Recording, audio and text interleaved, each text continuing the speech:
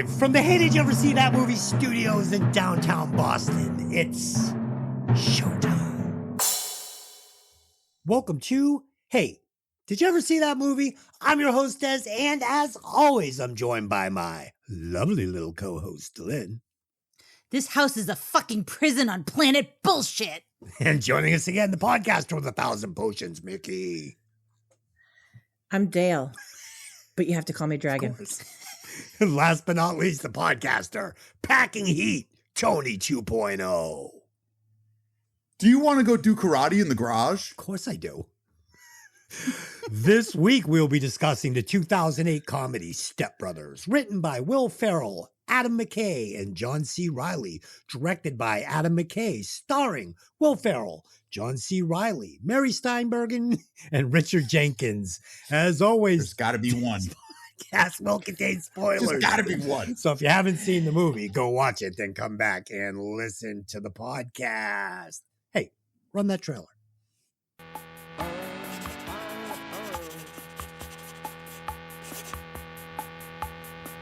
Hey. Hey. All right, everybody. Sleeping arrangements. Brennan, you're going to be sharing a room with Dale. Just until the two of you get jobs and you move out. Hey, are you awake? Yeah. I hate your guts. As soon as your eyes shut, I'm going to punch you square in the face. This is the one rule of the house. Don't ever touch my drum set. Don't touch it! All right.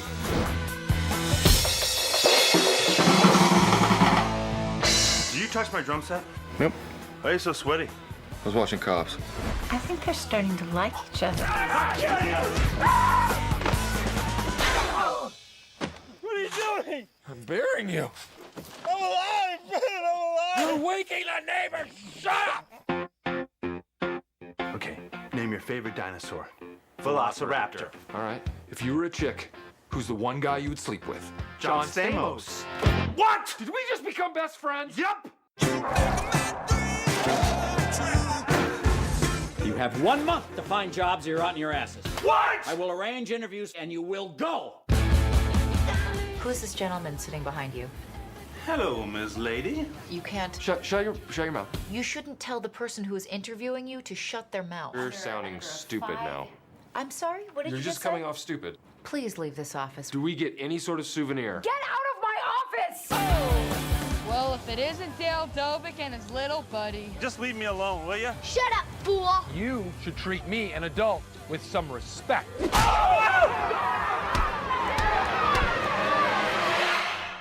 So, maybe you don't go down that way anymore. That's what we talked about. We're going to take the long way home.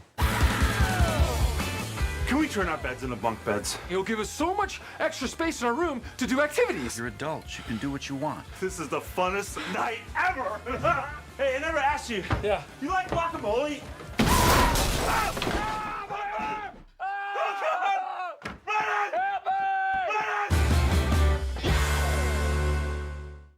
All right, let's take a minute to like, subscribe, and share. Check out our merch store at vvr.printify.me, where you can pick up your t-shirts and coffee mugs.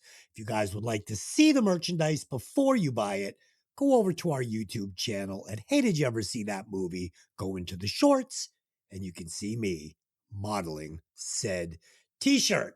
Coffee Med looks exactly the same.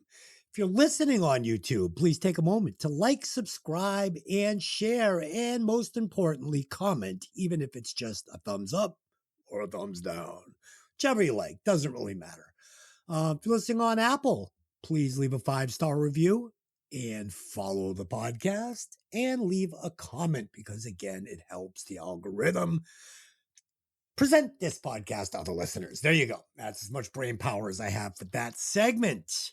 On our next show with original flavor Tony, we will be breaking down Friday the 13th, Part 3, as we continue our journey through the Friday the 13th franchise 1 through 8. The people have spoken. They want to see this, so we're going to do it. All right, as for this movie, Stepbrothers, with a box office budget of $65 million and a box office gross of $128 million, this movie was considered a huge success by the studio. I'm surprised that it didn't spawn a sequel. So there's information on that, but they also spawned an additional 60 million in DVD sales. Wow. 60 million in DVD sales. That's more than some movies make total. Because this came out right before Netflix took off and DVDs became an afterthought. So this was like home DVD sales, like people going out and buying the actual movie. We also didn't get a second one because there was some sort of beef that happened between McKay and Farrell and John C. Reilly, and it kind of slowed things down. And then they've now gotten older. So I think they kind of just decided to let it lie. That's why we didn't get a second one. I think it's fine. I like it just as it is. It's a unicorn. It's perfect. Yeah, not every movie needs a sequel. Right. Sure. Not only that, but this movie kind of slow burned. It didn't like blow up when it came out. It took a while to get a little head of steam. Yep. And now I consider it almost like cult classic kind of movie. You know what I mean? People go back to it because they've seen it, and it's one of those kind of films. I agree. Hey, you guys want to play a game? Here we go. Live from the Bob Barker Studios in Hollywood, California, it's time to play The Price is Right. We're looking for our first contestant, Rod. Mikki, come on down.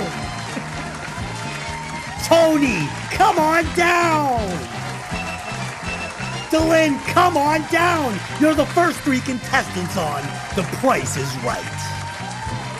I have 5 items for you to bid on. The one of you closest to the retail price without going over will win the prize. Whoever wins the most prizes out of 5 will be today's champion. Welcome to Contestant Row. Our first item up for bids is a tube of Lotrimin antifungal cream.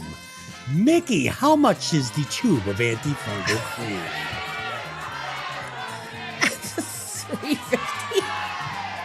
$3.50. $3.50.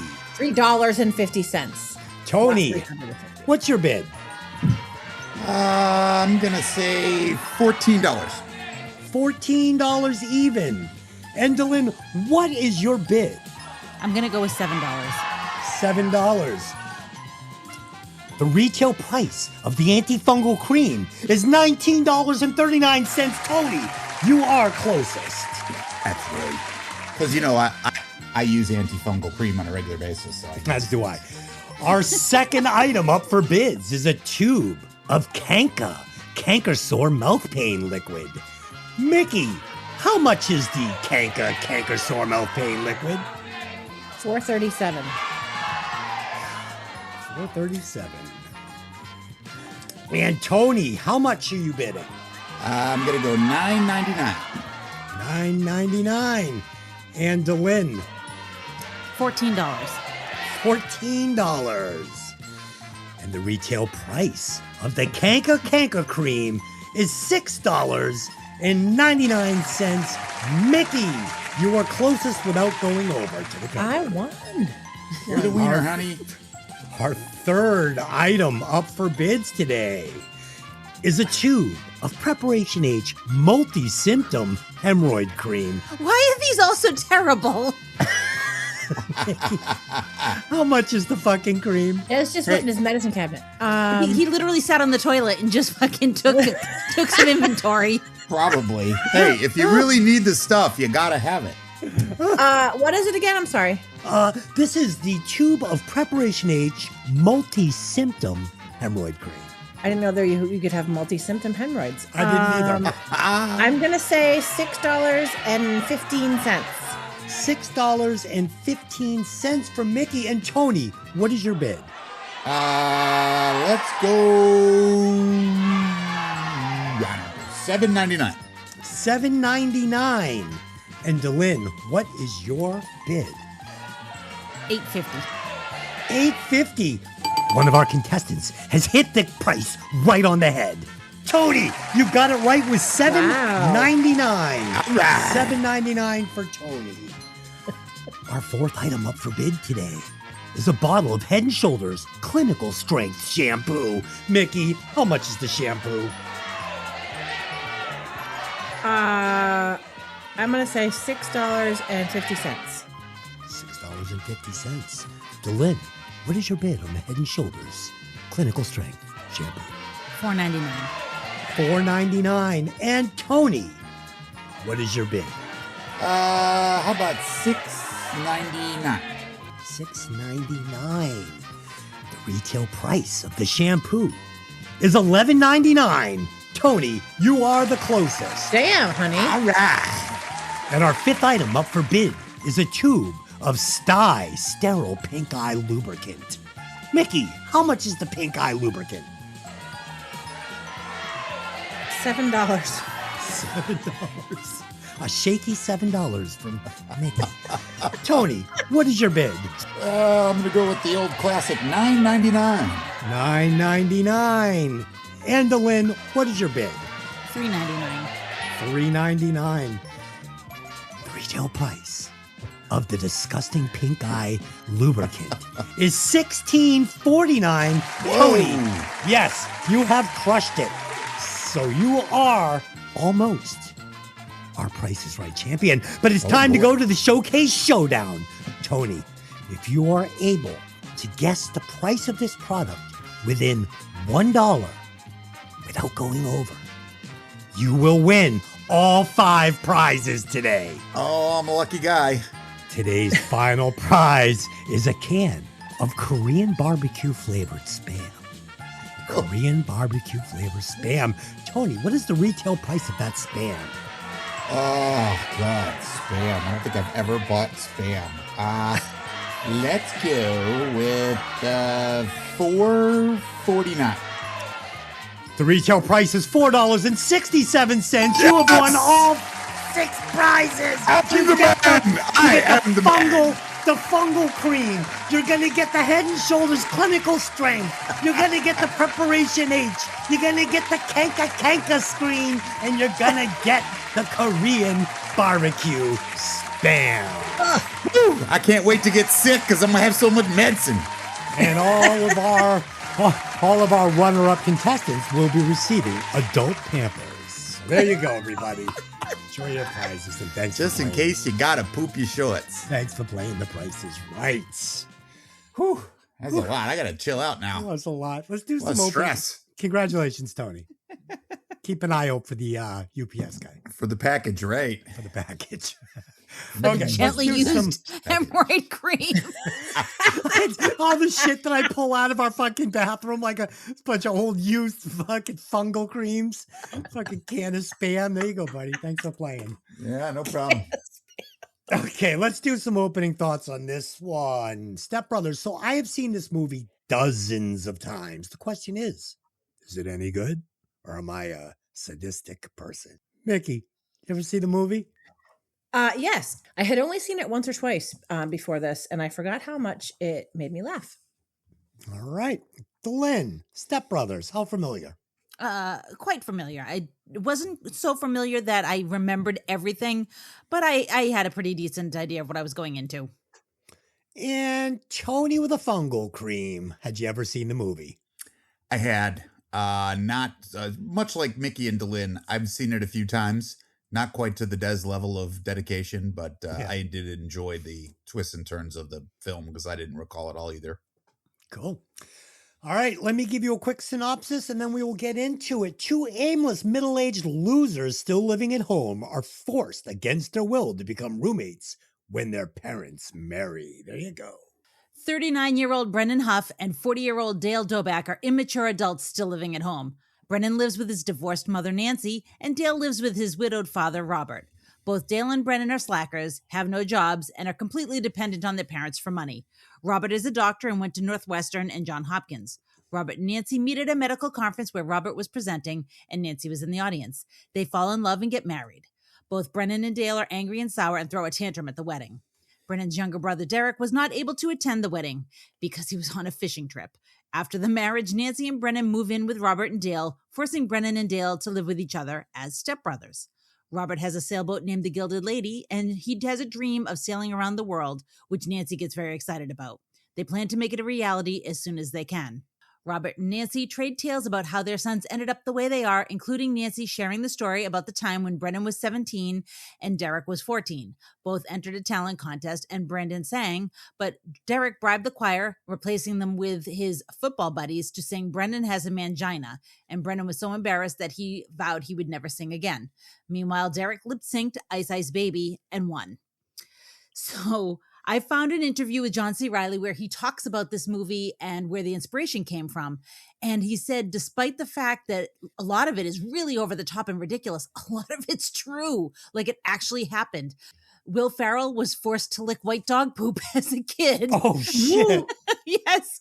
And Riley had a brother who was obsessed with his drum kit and would notice if there was even a nick on the stick. So that's true. He also got involved in a fight with a gang of kids. I don't think he was an adult at the time, but he was involved. Or at least let's hope not. I hope not. But he was involved in a fight with a bunch of kids. So he's particularly proud of this movie because it's very personal for him. Interesting. It was funny because the other day Delynn was cleaning out the cat box and she had this new litter that we used for a little while. We're not using it anymore, but it kind of looked like powdered sugar or like some sort of yummy sugar. And she had pulled one of the cat's little fucking like Tootsie Turds out and it was like coated in this. And I said, if you put that in a fucking like a sandwich bag and had handed it to me and be like, you gotta try these. My aunt made them. They're delicious. I would have been into that thing and not even fucking thought twice about it. I wouldn't have even thought twice about it. It looked fucking delicious. Okay. Thank God she didn't do that.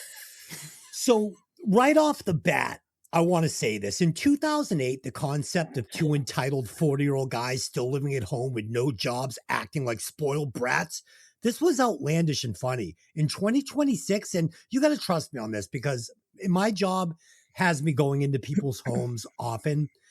And this is what most kids have grown up to become now. Like, this is it. Like, this is not outlandish. This is what dudes are now.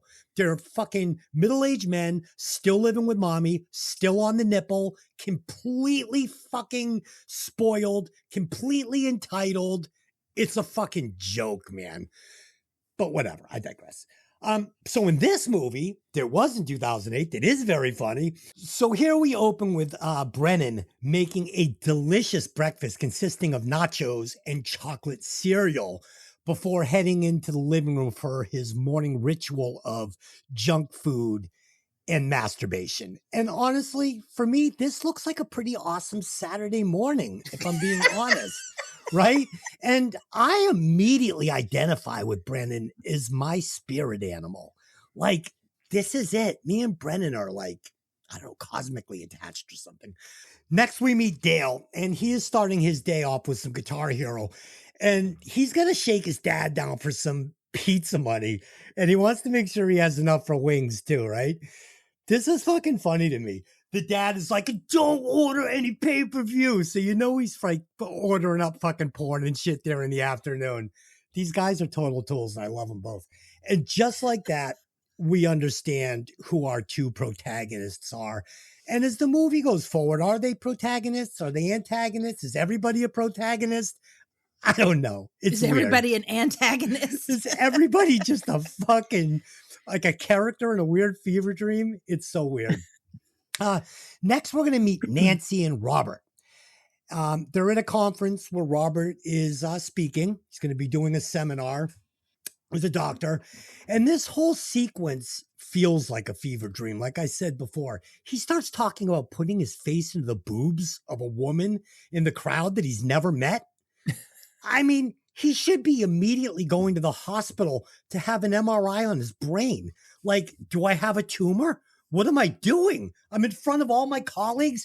I'm not saying I want to stick my face in that lady's boobs. This is, I don't even know what to say. I'm watching this movie. I don't think I ever really noticed it because I was never breaking it down for a podcast. As I sat down with my pen and paper, I went, what? But instead, he's going to bang Nancy in a hotel room 5 minutes later. They don't really even know each other's names. They're discussing their 40-year-old children as they're getting undressed to have sex. And I think this immediately tells us why Dale and Brennan are the way they are, because their parents are totally fucked in the head. Let's be honest. And finally, we get the meeting of challenged minds. As Brennan and Dale meet for the first time, and they're going to meet as Dragon and Nighthawk. And I love this. I love this. I would be Dragon personally. That would be my call sign. We get the hilarious dinner / sleepover. The scene is full of ridiculously funny moments. We get the Mangina Vanilla Ice fucking bit. Super funny. We get the fucking old bull, new bull. You know, my V pubes that go down into my ball fro. Will you shut the fuck up? Dude, I'm fucking laughing out loud. Mikki. Yes, I agree with you on the whole, when he was talking in front of the crowd and talking about what he was going to do. That was so weird to me. And I don't think I remembered it from the other times that I watched it, but I was like, are you fucking, like, is this like a dream? Is he really saying this? Like, I thought it was a joke, and she knew. And no offense, but to talk about your grown children while you're about to have sex with someone, like, that's weird. Just odd to me. But I love that actor. I loved him in The Cabin in the Woods. That's not fair. I had zombies too. Yes, you did. Yes, you had zombies. But this is zombie redneck torture family, see? They're entirely separate species. Like the difference between an elephant and an elephant seal. There's always next year. Yes. Yeah. He's a really good actor. Was he? I think he was also in 6 Feet Under, and I can't remember if that was him or not, or if it was. Anyway, I love that actor, and she's funny too. I loved her in Parenthood, and I love Dragon and Nighthawk. Like they, when you were talking earlier about. It was very funny in 2008 when this was put out, but now I feel like you're right that a lot of people are like this now. They're like, it was that generation of gentle parenting that did it, I think. And it's scary to me that these people are, I don't know, one day going to be in charge. But anyway, that scene to me when they're like, they acted like they were 12. Like, hey, hey, Brandon, I'm Dragon. You know what I mean? But like, call me Nighthawk. It was so funny, but you think about it, and that like happens now. Do you know what I mean? Like, there's people like that now that are just so fucking awkward and sheltered. And I think if you're right, if you had made it now, it wouldn't be funny. Right. Yeah, we would call it social commentary at this point in the. Yeah, exactly. Yeah, but I have to say that I think they, in terms of the parents and like talking about why their kids are the way they are, they don't realize that they play such a big part in that. You know what I mean? They're like, oh, It's his brother's fault because blah blah blah. No, honey, it's yours.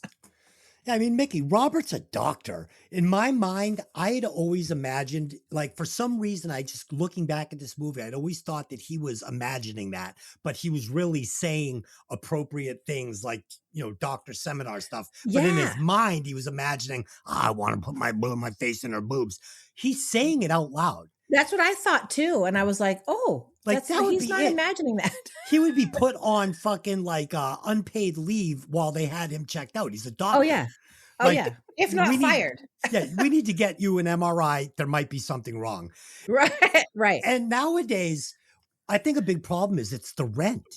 We were talking about this the other day. You're talking almost $3,000 for a 1-bedroom apartment in places. This is why kids are all still living at home, on top of the fact that none of them want to fucking work. So this is why this isn't like so unusual these days. Yeah, it's crazy.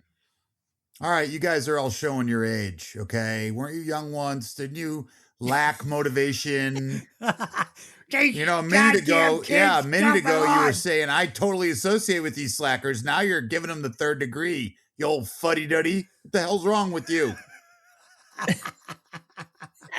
We're going to discuss how much like Brennan and Dale I really am. And it's scary, and this is not something to be proud of. Yep. Unfortunately, my biggest beef is, while I did enjoy the film, there's really one kind of comedy throughout this. And this movie, because I think a lot of it is improv. I don't think this was a script that anyone really stuck to.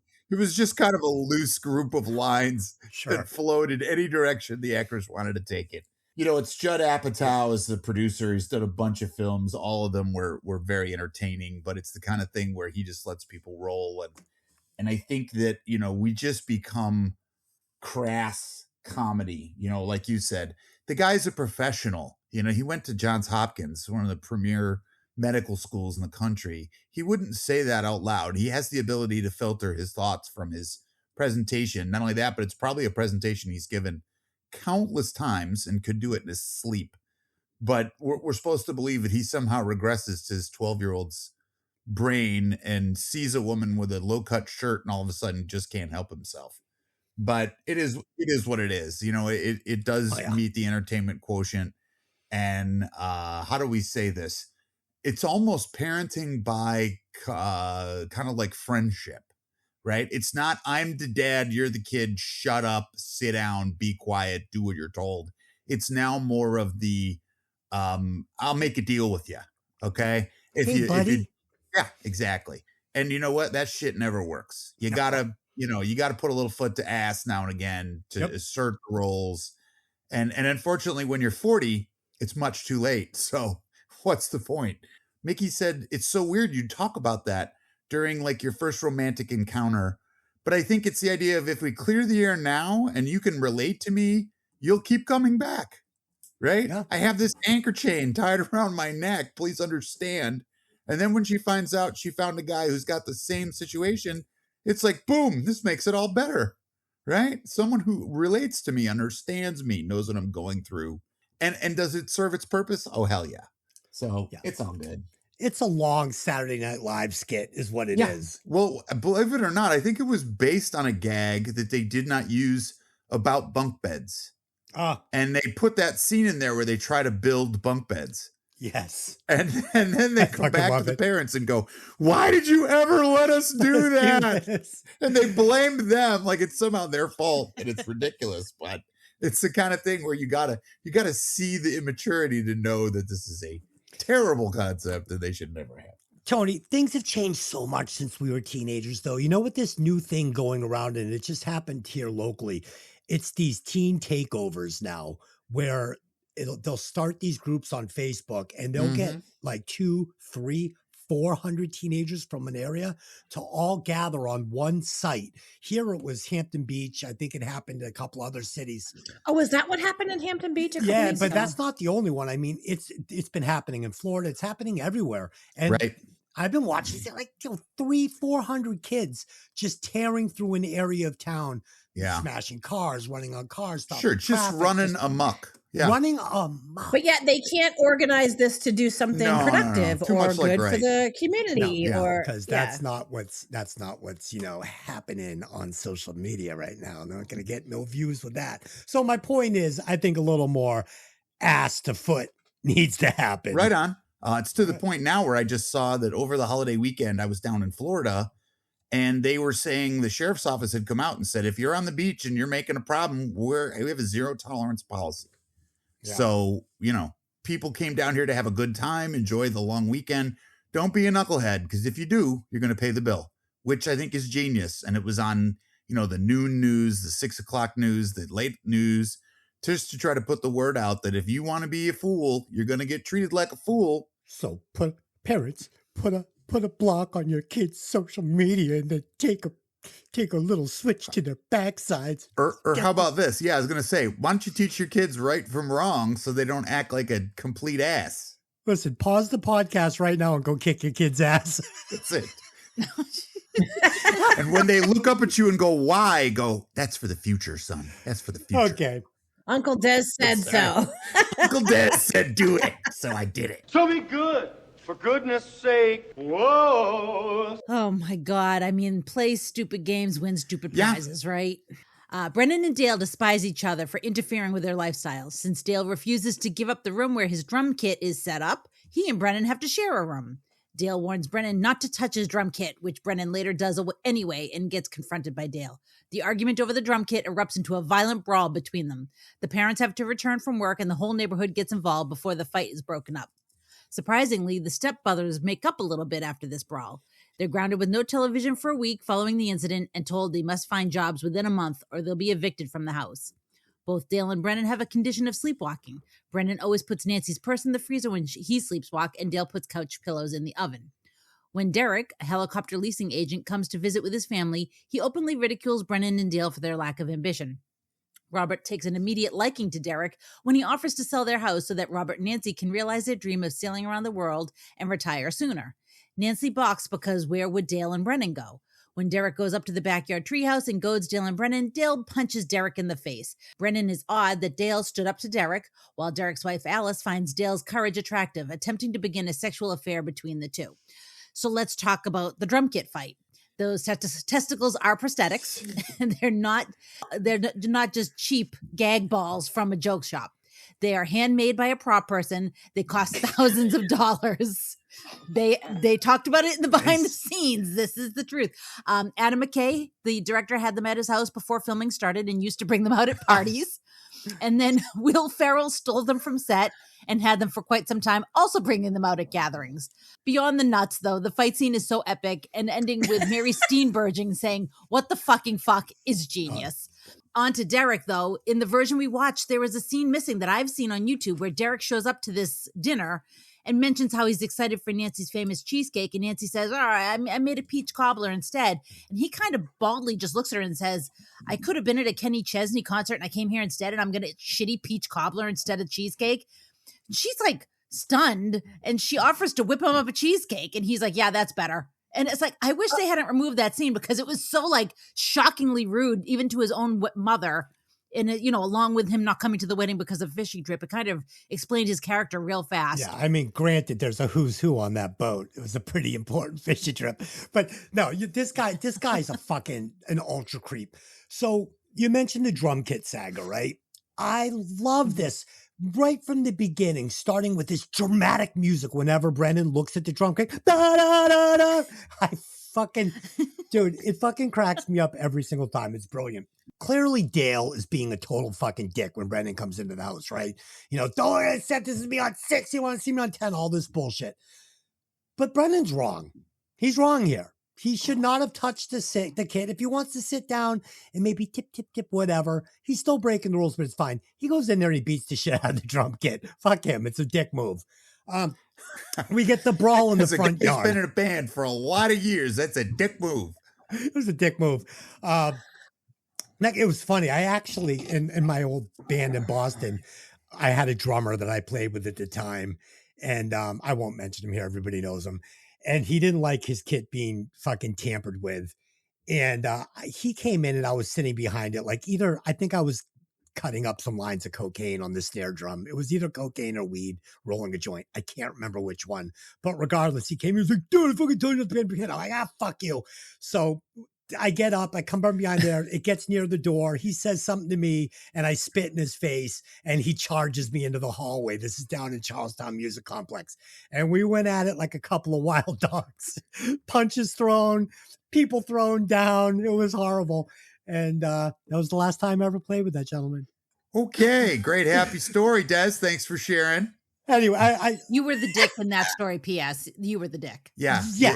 You fucked up, Charlie Brown. You fucked up. Yes, I was the Brennan. I was doing things on his drum set I shouldn't have. And then when he called me on it, I spit in his face, and that's assault, brother. Right on. So we get the brawl in the front yard. And first of all, you gotta love the seeing-eye dog, because the guy is like, "Nancy, can I come over and touch your face later?"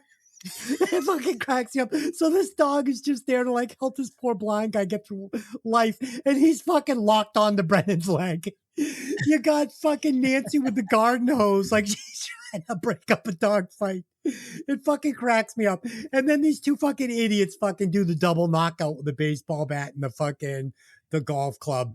This scene fucking cracks me up. It's super funny. Then we're going to get the sleepwalking scene. Fun fact, I told Delynn, I used to sleepwalk when I was about 10 years old. My mother would always find me at the front door, which is super weird. How is it that Nancy and Robert didn't hear all this fucking commotion down in the kitchen? They're whipping glasses out in the fucking things. Are smashed. Give me a break. Guys, it's not a deep film, okay? It's all done for the comedy. These two fucking tards should be strapped to their beds at night. Yeah, Bottom they should line. be duct taped down. Right. Next, we're going to meet Derek in one of my favorite scenes. We get this ultra bizarre family performing this Outer Limits a cappella version of Sweet Child of Mine. Dude, I fucking love this. He is so fucking hard for this. He's like, come on, guys. Don't let me down. You're my oldest. Like, it's amazing.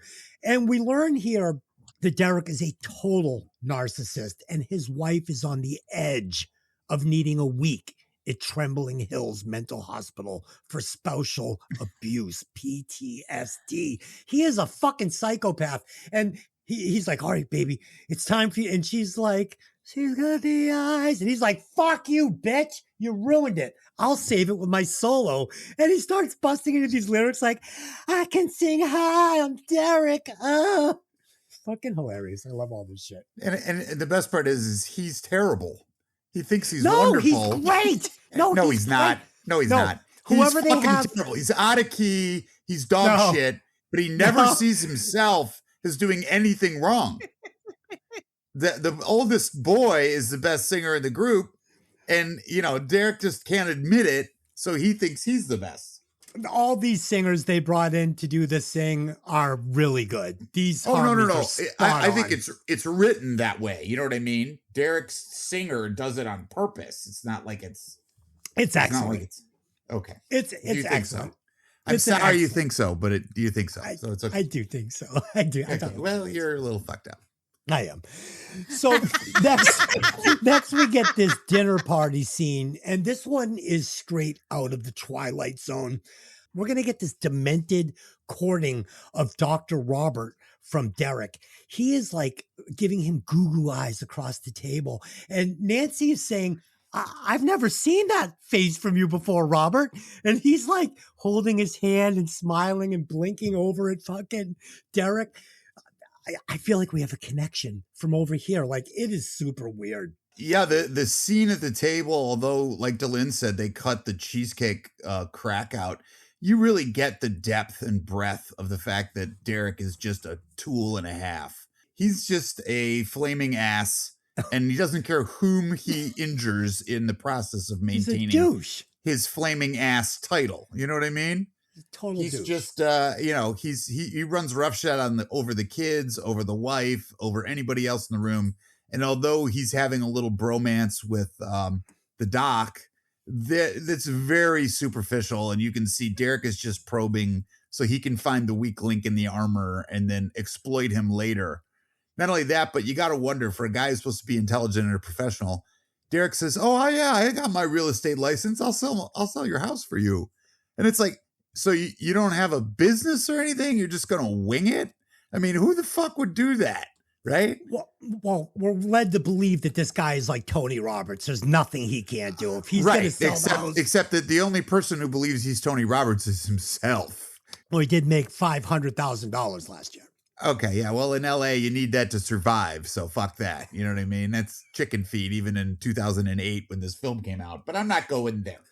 And granted too, I feel bad for the guy that plays this character, because talk about getting typecast, right? This movie was that film where you're now set in stone as a tool, and to find a role that will get you out of that may be difficult in your future, but he does play it to the hilt. He does a nice job, of just reinforcing the whole evil, cruel brother kind of guy that has to be the center of attention and the star of the show and the whole 9 yards.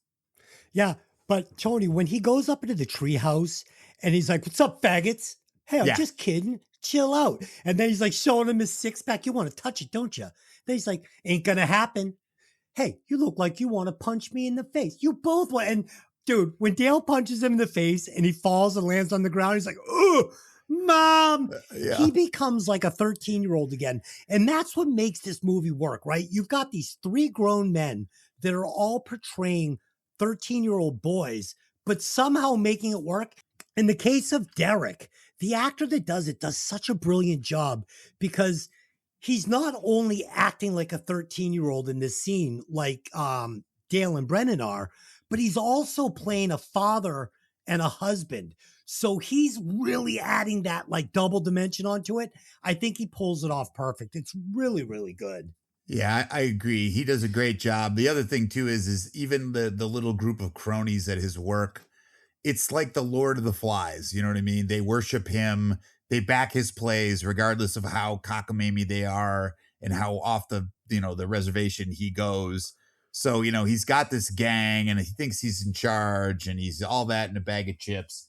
And is it funny? Sure. It's hilarious. But it's also the idea that you realize this guy is just, he's the same as Brennan and Dale. Yes. The problem is he's a successful version of the same idiocy that they are doing. He just has a slicker exterior than these two knuckleheads. Yeah, he's the Rain Man too. He just has a different superpower. These two are idiots, and he knows how to make money. Exactly. And we're gonna get this great little subplot between Alice and Dale.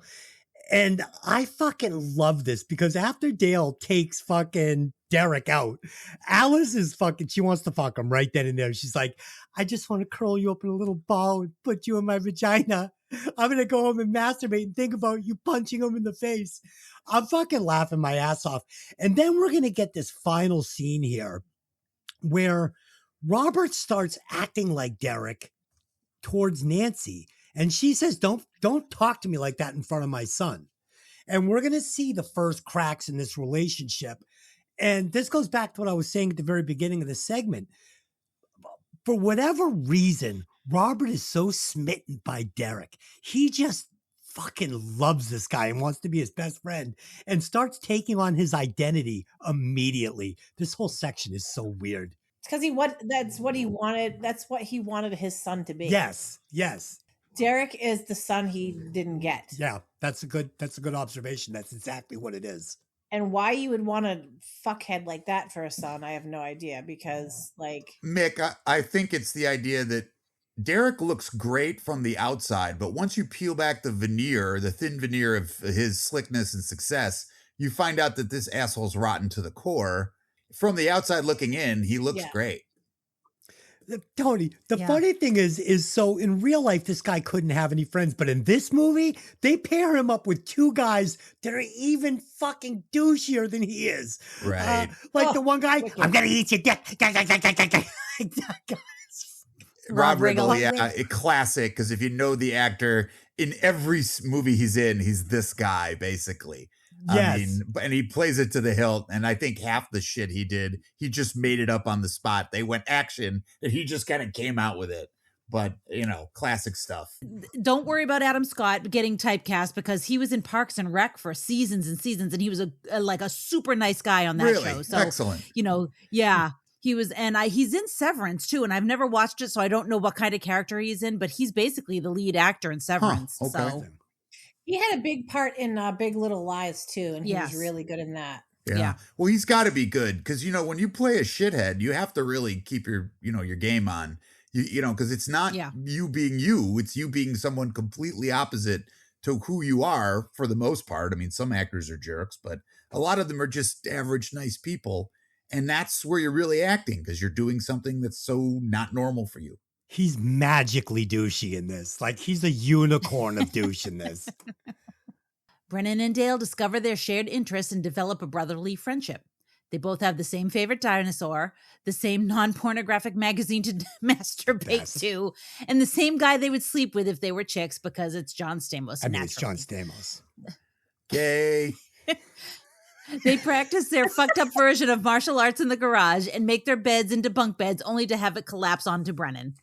Robert schedules several job interviews for Brennan and Dale, in which they perform poorly. They also sign Brennan and Dale up for therapy and open limited bank accounts for them to use until they find work.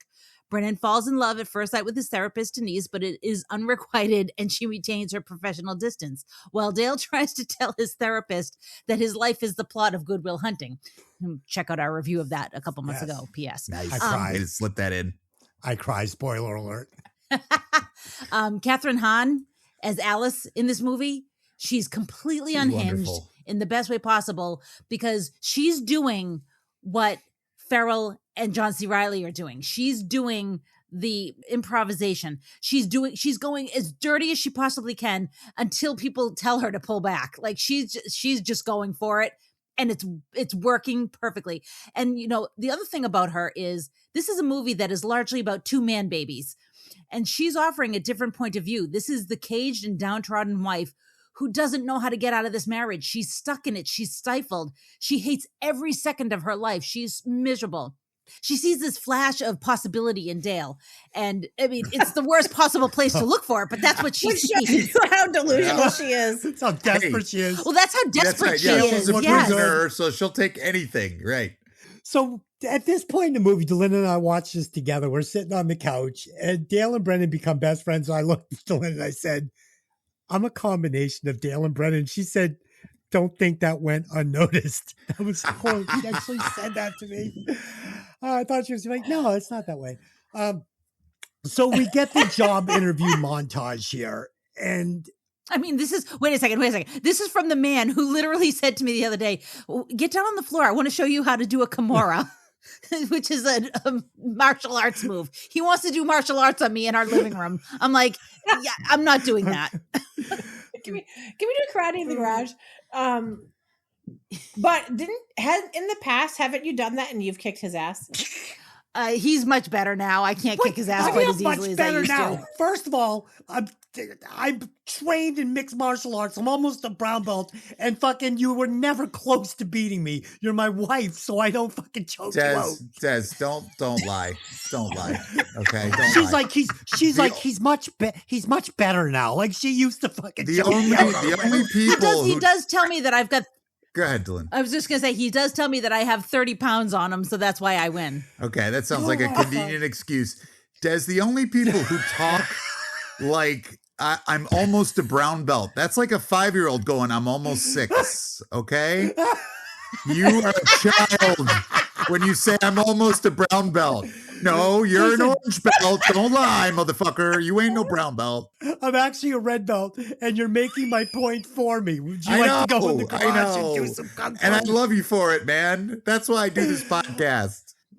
Like I said, I could have been the third stepbrother. Hey, Dragon, I'm a red belt, almost a brown belt, dude. That's it.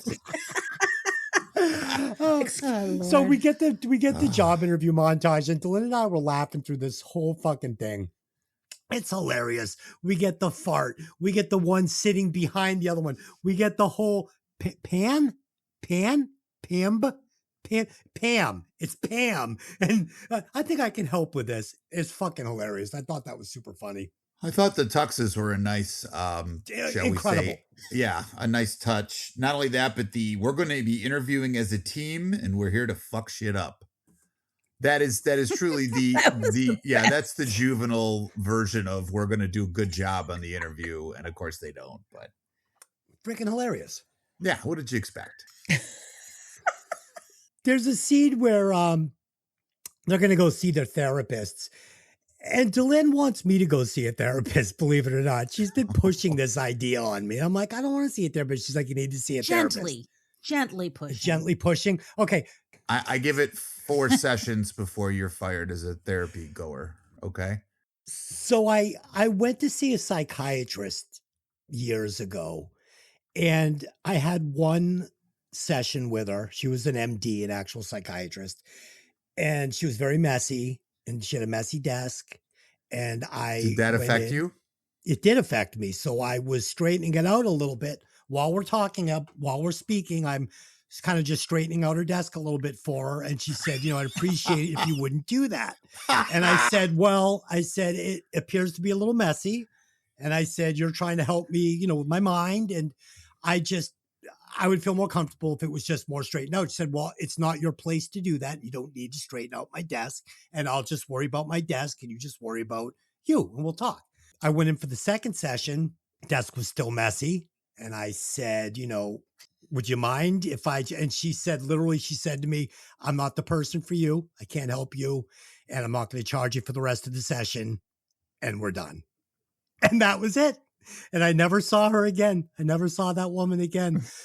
So Delynn is showing me pictures of therapists, and she's showing me these young people, like, young 25-year-old guy, young 30-year-old girl. And I'm like, I can't go fucking talk to these people. I have no life experience. Like, what am I going to go in and be like, hi, so you've been off your mother's nipple for 12 months. I was having trouble back in 1978 before you were even a gleam in your mother's eye. Can you help me with my problem? And they're going to be like, no. So she showed me a picture of a guy named Paul Stone. Old hippie, ponytail. I could smell the patchouli through the computer. Oh, and I was like, Paul Stone, huh? I'm like, maybe. So maybe Paul Stone. I don't know. I'll keep you guys informed if I go. So this is one of my fears of doing this. Let's say I go see this guy and we do 2 or 3 sessions, right? And he just can't take it. Like he had this nice, quiet little practice, and now he's got this in his office once a week. And he can't take it. So he's just like, I'm closing down my practice. So, this is going to be our last session. It's not you, it's me. I'm at the end of my career. You just made it a breakup, Des. Yes, I say, okay. And I go home. And then like a month later, I drive by and I see his practice is still open. Yeah. He lied That to would you. fuck me up even more. So it's not for me. I'll put it to you this way, Des. If you're going to see any type of therapist, psychology, psychiatry, I don't care if they just got their diploma out of a box of Cracker Jacks. If they're going to lie to you, you're not in the right room. So you're absolutely right. Yeah. And the best part too, I love the fact that you attempted to straighten the desk for her. That just shows the caring nature of your heart and who you are. So God bless you. Dude, this woman was so freaking uptight. I went in there with problems and she canceled me. She exacerbated them. Yeah. She canceled me over something as trivial as just cleaning her fucking desk up. No, you know what it is you brought out a character flaw in her and she didn't like it. And instead of being forward with you and saying, cut that out, sit down and shut up, she just kind of skirted the issue and it didn't work. It is what it is. She made it clear she didn't appreciate it. I guess. Yeah. Oh, okay. So you glossed over some of that, didn't you? I did. But here's the deal. I don't need therapy because I could be a therapist. I've fixed myself. I don't know what Delynn doesn't see. I fixed myself, and I feel like I could be running. I could be a therapist. Okay, Brennan. Whatever you say. All right, let's keep going. Let's keep going. Where is it, Dale? I fucking did this thing, right? Delynn came home from work. I showed her this video I made for YouTube where I was going to be this fucking therapist, and she had this white rabbit mask. So I put this white rabbit mask on and I put this black sheet over my head. And I started off, I went, I wear the mask because it's not important who I am. I've been where you are. And I said, dude, it was the fucking most cringe, incredibly fucking gay thing you ever saw.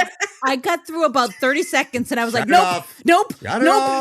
Holy shit. I said, you cannot put this out into the ether. You cannot do this. The white rabbit mask. I was going to start giving fucking therapy on YouTube with a white rabbit mask and a black sheet.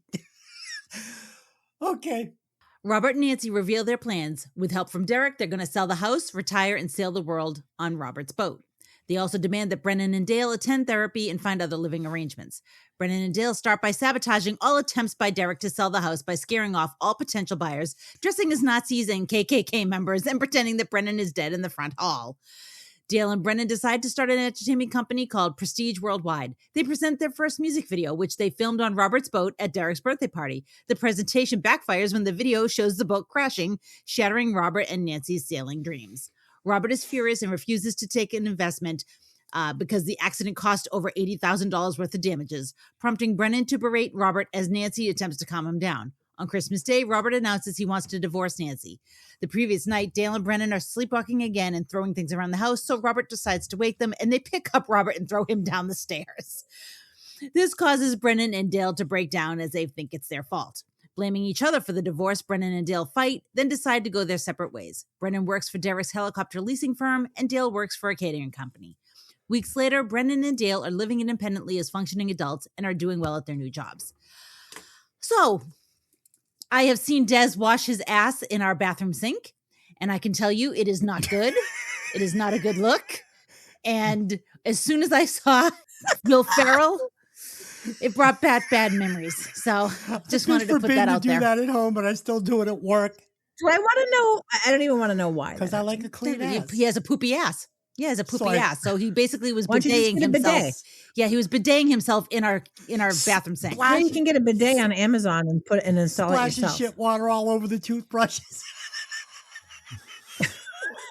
Oh boy. All right, Des, I take back a lot of that therapist shit I said. You're not fixed, bro. You're fucked. Go see a therapist tomorrow. So wait a second. Before we move on the topic of scaring off potential buyers, I'm sure Des remembers the house that we rented before we bought our condo, and we were very comfortable there, and we didn't want to leave. Yeah. And the landlord informed us that he was going to put the house on the market.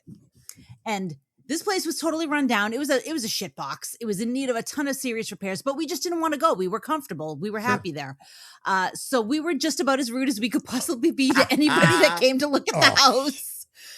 Not our best moment. I'm not overly proud of it. Our landlord was a total dick, though, so I think he kind of deserved it. So yeah, I'm surprised they didn't ask you to leave the property for the viewings. No, we stayed. No, they book them like We on didn't leave. Saturday morning, and I'd have been up fucking partying all night. Fuck you. Yeah, right. That's a recipe for disaster, and that's why I always laugh at real estate people. Mikki and I were trying to sell a home, and we were led to a lady who listed it, friend of my family's, supposedly. Her first open house was going to be on Super Bowl Sunday between 2 to 5. Right. The game starts at 6 p.m. I'm like, what are you thinking? She's like, I don't know what you mean. I said, it's Super Bowl Sunday. No one's coming. I can guarantee it. Yeah. She said, oh. And no offense, even though the Bills weren't in the Super Bowl, Buffalo is a football town, and there was going to be nobody at this open house. Yes. And so it's the kind of thing where I looked at her and I said, this is an absolute plan to fail. She said, the real buyers come out regardless. I said, lady, I don't know if we can continue with you as our agent because the real buyers. Yeah, the real buyers, right? The ones who just bring you a suitcase full of $100 bills or something. I don't know. But I was like, you're crazy. This is never going to work. So we had to let her go because that reminded me of, Adam Scott's character saying, yeah, sell the house. I get you extra money. Don't worry about it. It's all good. I only have one comment on this whole section, and that is actually two comments. I loved their attempt at doing something. And I think that there should be hey, did you ever see that movie version of Boats and Hoes with them? Boats and Hoes with me and Let's Tony? do it, man. I'm on a motherfucking boat. So we get the scene where Brendan tells his therapist that his parents divorced when he was 15 years old. And I thought this was telling, and I was really just looking for things to talk about and dig into this movie. I was saying to these guys, it's really hard to talk about a movie like this because there's just not as much to talk about. It's funny. It's fart jokes. Not as much meat on the booger bone. jokes. It's, it's funny scenes. But we do get this, this moment. And this kind of explains why Brendan is mentally stuck at the age 15. Like, he was so shell-shocked by that. He obviously he shut down and never, grew anymore mentally, I guess. Next, we get the sex scene in the bathroom between Dale and Alice. I love this. Delynn, you were talking about this actress earlier and how she just swang for the fences with this role until they were like, okay, back it up. I mean, she becomes Nancy from Sid and Nancy here. She's fucking insane. It's hilarious. She starts off by coming up behind Dale and she's like, hey, suck my dick. I fucking laughed out loud. And then after they fucking have sex, she goes, hey, stay golden, pony boy. I fucking laughed out loud. She walks over to the urinal, rips her skirt up, throws one fucking leg on the wall and just starts pissing into this urinal. And Dale is standing there shivering oh my God, what just happened? That's because essentially she's the man in this little interlude. Yes. And he is just this, shell-shocked. But what's funny, Tony, is she goes from being the shell-shocked, abused, tormented wife to this. She is now no longer that woman anymore. She's insane. She was just waiting for her chance, her opening, man. She had to rock and roll, And the best part is she knows that he is, weak. I don't know if that's the correct term, but she knows that he is gullible, I guess is the term. Yes. And she can just kind of dominate and have her way. So it's fucking great. It brings out another side of the character that we didn't see in the beginning of the movie. Right on. It's almost like a psychotic break, right? Mm-hmm. Like she was pushed to the edge and now she's banging this Yeah. Is a wholly different persona. Yes. So next we're going to get the sleepwalking scene. And at this point, Nancy is annoying to me. She's totally out of her fucking mind. She is enabling these two idiots to act like total assholes. They're breaking up the relationship. They're fucking financially fucking these people up. It's a joke. And she just keeps making excuses for him over and over and over, to the point where these two guys pick up fucking Robert and try to murder him by throwing him down the stairs. It's just boys being boys. Shut the fuck up. And finally at the dinner, Robert and Nancy can announce they're getting divorced. And we get one of my favorite shots in the entire movie. I paused it to show Delynn. We get a close-up of Alice's dinner plate, and it shows, she's going to say, Dale, look, and she kind of pushes it over to Dale so he can see it. And she has spelled out, let's fuck right now, in frozen vegetables on the plate. And she's used her wedding ring as the O in now. Dude, it is. Wait, what? Yes. There's you don't recall the scene, Mick? No. There's a close-up of her dinner plate. Yeah, it does only flash for a second or two, but yeah, she's used her vegetables to spell out this message. Yes, let's fuck right now. And the O in the word now is her wedding ring. I love it. It's sick. I love that actress. It's sick. It just shows you that this woman has lost her fucking mind. That is so like premeditated sick to use your ring as the O. Like, well, I don't know, Des. You said she lost her mind. I think it takes a mind to come up with that. Henceforth, I'm going to say maybe she's just redirected her mind. It is very creative, Tony. Other pursuits, yes. It is very creative. Tony, talk about these scenes. I think all of the dinner scenes in this movie is some of the best stuff we get. Now, there's lots of stuff you can highlight in this film, but the banter back and forth at the table is just classic shit. And the fact that you would pick the timing of Christmas to announce your divorce to the table, the family, is ridiculous. But of course, this movie is completely ridiculous. So this just fits right in with what the plan is here. And it's also to the idea that you gotta love the realization that Brennan and Dale have and say, mom and dad are getting divorced, right? Before he never wanted the doctor to be referred to as dad. He's like, I'm not going to call him dad. You can't make him call him dad. Yep. Now it's mom and dad are divorced because they've kind of, engendered themselves to this.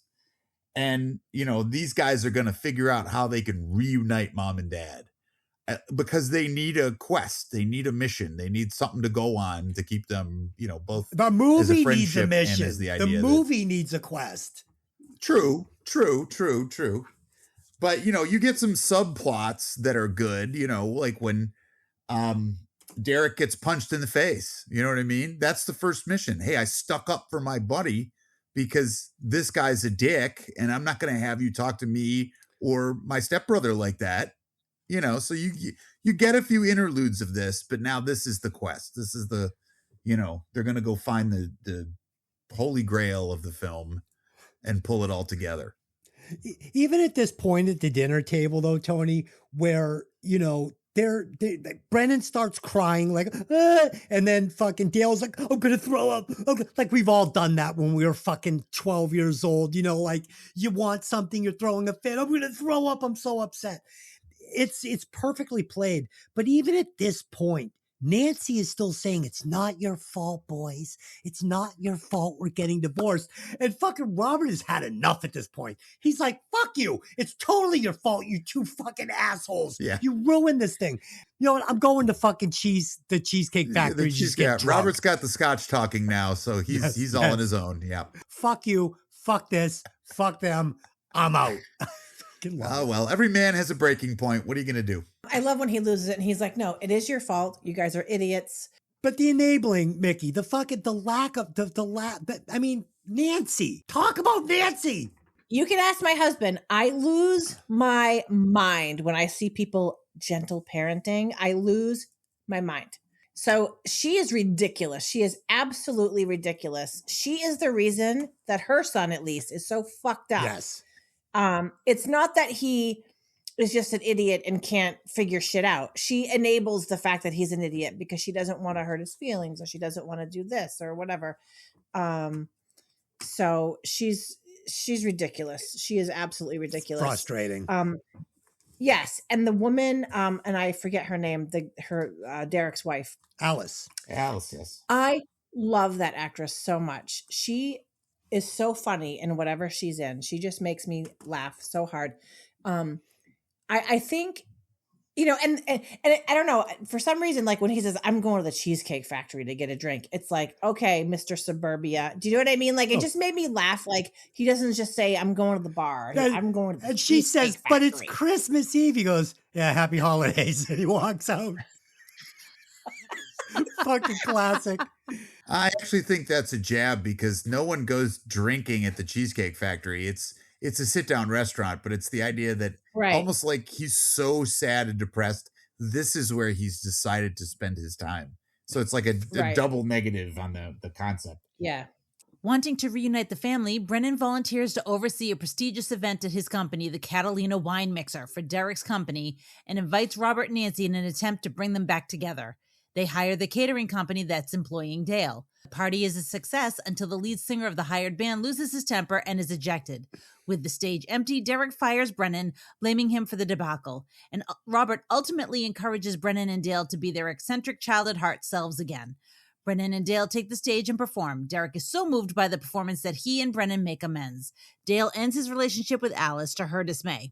6 months later, Robert and Nancy are back together living in their old house while Brennan and Dale have turned Prestige Worldwide into a successful entertainment company that hosts karaoke events. Robert has his boat turned into a treehouse in the backyard. In a mid-credit scene, Dale and Brennan get their revenge on the schoolyard bullies who previously beat them up. So the end of this movie is a fucking fever dream. It's fucking ridiculous. Totally. The dad's forcing them to telling them to grow up by telling them about being a dinosaur. And these guys are in their 40s. If you can't take care of yourself at this point, you're a fucking idiot loser. You need some serious self-reflection. I know this movie is funny and I'm not supposed to take it seriously, but this is what we're doing here, right?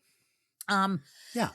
Though I will say that the dinosaur speech was completely made up on the fly. McKay told Richard Jenkins, just go over there and tell them that you really wanted to be a dinosaur when you were a kid. And Richard Jenkins, as he finished, said, well, that won't make it into the movie, but it did.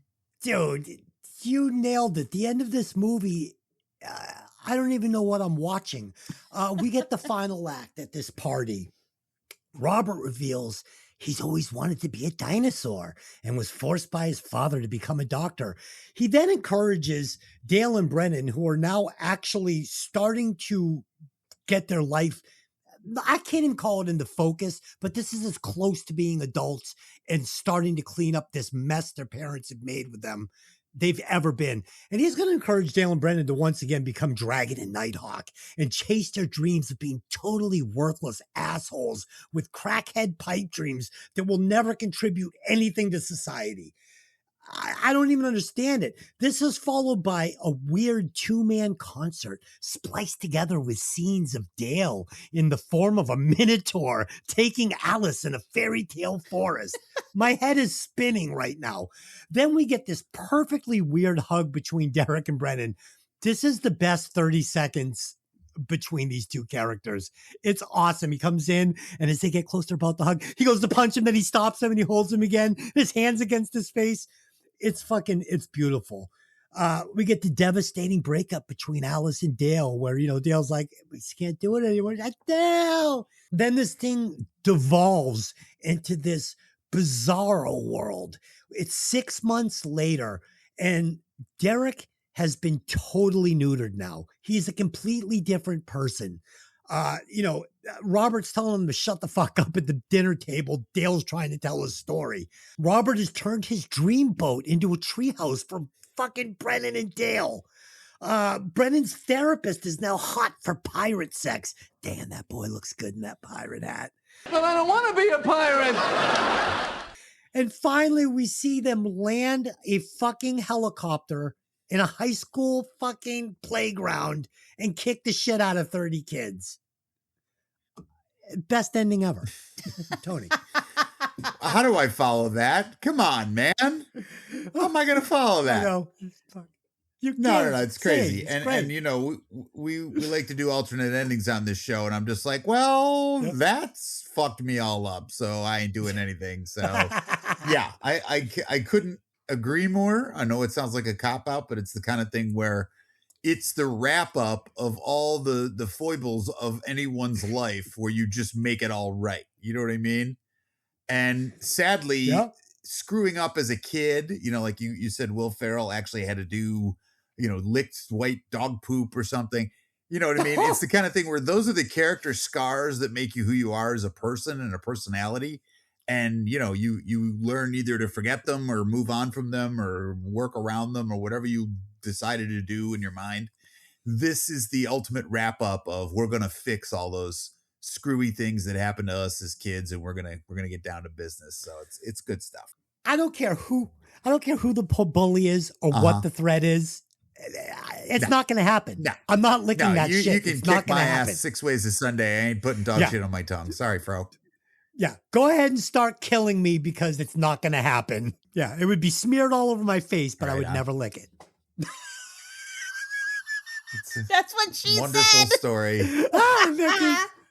Mikki, unless movie. It was Delynn cleaning out the cat box. Putting it in a plastic bag and saying, I just made these. That looked delicious. The centaur scene, I don't know why. I thought it was so stupid, but so funny. Like, because you just know people that think like that. No, you don't. You don't. 80% of the people that watch this movie don't know what the fuck a centaur is. Let's be honest, okay? They're not into Greek mythology. It just doesn't happen. They're like, why is that guy half a horse? That's why. So stupid. But I love it. I agree with Des, though. You pretty much, how do you end a movie like this? It's so over the top. The dog poop, no, that you could kick my ass. You could kick me in the face with a steel-toed boot. I am not eating dog shit. I'm not doing it. And the scene in the playground when they're like, they just stop and they just completely over the fucking top, like massacre of all these little kids. Like, you can't help but just go, really? But at the same time, you're in it. You got to see it through now. You have to see it. You want them to do this, but it's just it's ridiculous. It's fucking ridiculous. But it worked for this movie. It worked. I think it's one of those things where you get it, you get the whole movie, you thought it was all funny and you're up for something this ridiculous, or you just hate it and you're just like, this is stupid. I fall in the camp of, I loved it. Well, the funny thing is you know me, I hate cringe comedy. I hated Hall Pass, like all stuff I just don't like it. But this is clever enough that I really think it's funny. Even though there's a lot of cringy shit in it and stuff, it's not just that. There's other things at play here that make it, to me, worth watching. Palatable. Yeah. Yeah, you were laughing. And honestly, like John C. Reilly and Will Ferrell really play off each other really well. They did. Yeah, Delynn, you were laughing throughout the whole movie, and usually with cringe comedy, like when we Meet the Parents, I don't think you laughed once. No, you were just looking away. But this one, you were in Cooking. You're like, so, I guess that probably wasn't what it sounded like. All right, let's That's it. That's our discussion of Stepbrothers. I hope you guys enjoyed it. Not an easy movie to talk about, but definitely a fun one to watch. Let's head over to the recasting couch. I will get us started. I am going to replace Richard Jenkins. And that's from Dr. Robert, Richard Jenkins. And I'm going to replace him with one Richard Dreyfuss. He'll be playing the same role as he did in What About Bob? Same basic character. Mikki, what are you doing? I actually recast the brothers, the Stepbrothers. I threw in Paul Rudd and Vince Vaughn. There you go. Yeah. I could see that. It could work. Delynn. So oddly enough, I chose Paul Rudd as somebody as well, but I chose him for Derek. And the reason why I did was because I would love to see him be a dickhead. And two, he's the one that told Adam McKay that he should try Adam Scott. Paul Rudd said to Adam McKay, you've got to check out this guy, Adam Scott. You're going to love him. Nice. And he ended up giving him the part. So Interesting. Oh. Yeah, I'd like to see it too. I love Paul Rudd. Tony, what are you doing? Who you recast? I had to stay in the comedy vein, so I recast Brennan as Jack Black and Dale as Zach Galifianakis. Oh, I like beautiful. it. Yeah.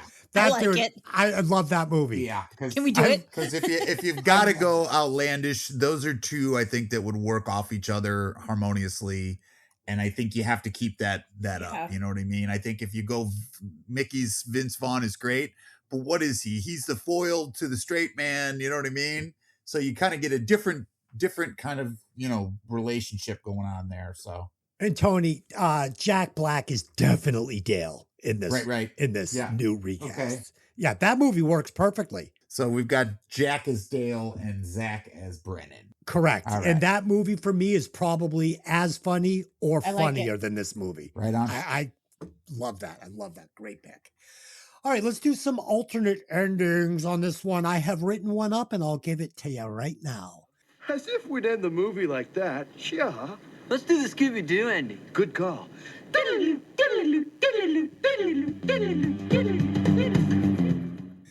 end of the movie, Alice convinces Dale and Brennan to kill Derek, and they will split a $10 million life insurance policy 3 ways. Alice ditches her 2 creepy kids off to military school and moves to Hawaii. And Brennan and Dale live happily ever after, jacking off and sleeping till noon. It's my ending. It's my ending. That's why Des can't write a movie screenplay. Oh my God. Yeah. Okay. So my alternate ending is everything ends the way that it does that we've seen, but then there's another post-credit scene where Brennan wakes up on the floor of his filthy bathroom because when he was washing his ass in the sink, he slipped on the water, hit his head, and everything from that point on was a fever dream. This is Delynn's fantasy that one morning she'll find me laying on the bathroom floor, bled out from the skull from washing my ass in the sink, and she's finally done with me. And then I can wake you up and go, I fucking told you so. Okay, that's it. Let's do some final thoughts and rewatch scores. I will get us started. This is cinematic junk food, and I love it. So I am giving it an inappropriate rewatch score of 4.69. I love this movie. I watch it anytime it comes on. Wow. Mikki. I really enjoyed it as well. It was funnier to me this time around than I remember it being. I'm going to give it a 3. A 3? Even. Yep. A rookie score. Tony. Well, I hate to say that, but there was a reviewer that basically tore this film up because, of course, it's not really a deep cinematic production. Their version was crude, juvenile, and absurd humor. And you have to just take it with the idea that you're 12. Because if you're 12, it's funny, as we said, it's the fart jokes and the booger stuff. And it is what it is. And is it entertaining? Oh, hell yeah. Is it deep and heavy duty? Oh, hell no. It's a 3. It's a 3. So we get 2 3s. Delynn, is this movie going to be a top tier movie? So there's a saying, as adults, no one really knows what they're doing. We all just pretend that we do. And while that might not be the case for everyone, I think that's why this movie resonates with so many different kinds of people. I think people can sympathize and empathize with these characters in one way or another. So I'm going to give it a little higher score than they did. I'm going to go 3.49. 3.49. All right. Who is closer to the retail price without going over? The survey says, drumroll please. It comes to a 3.545. I like it. Let's see. That puts it right at number 69, dude. Totally. No. How absolutely perfect. I think that's perfect. I like right where that sits. That's what is above and below it, just curiously. So right above it is Office Space. So right in that vein, yeah. Nice company. Yep. And right below it is The Cabin in the Woods and The Craft. Okay. I think I like this a little better than Office Space. If given the choice to watch one of the 2 movies right now, I think I would watch Stepbrothers. I mean, we're talking Office Space is 3.56 and Stepbrothers is 3.54. So we're talking 200th of a same point. movie. It's pretty much Yeah. exactly Same yeah. movie. Right. Perfect. All right. Next week on our sister podcast, Violent Vinyl Radio, we will be reviewing One Day It Will Please Us to Remember Even This, the third studio album by the New York Dolls.